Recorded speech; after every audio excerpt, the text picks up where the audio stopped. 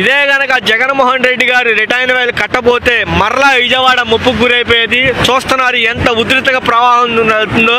గతంలో ఇక్కడ ఉన్నటువంటి ఈ ప్రాంతవాసులు అనేక సందర్భాల్లో చాలా సార్లు కూడా ఈ కృష్ణానది వరద వచ్చినప్పుడల్లా మా బతుకులు ఎలా ఉండేయంటే సామాను పట్టుకుని తీసుకెళ్ళిపోవాల్సిన పరిస్థితులు, ఎప్పుడు వస్తుందో ఎప్పుడు మునిగిపోతో ఎప్పుడు వరద వచ్చిందో తెలియని పరిస్థితులు.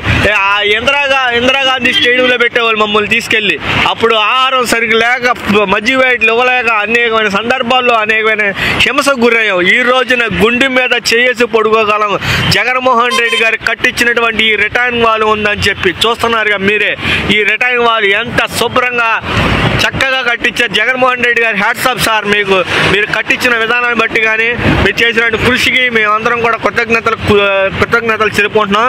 ఇదిగోండి సార్, చాలా మంది పచ్చమంద ఈరోజు ఇప్పుడుది కాదు ఈ వీడియో ఎప్పుడుదో అంటారు. అందుకోసం మీ అందరికి ఒక పేపర్ కూడా చూపిస్తా.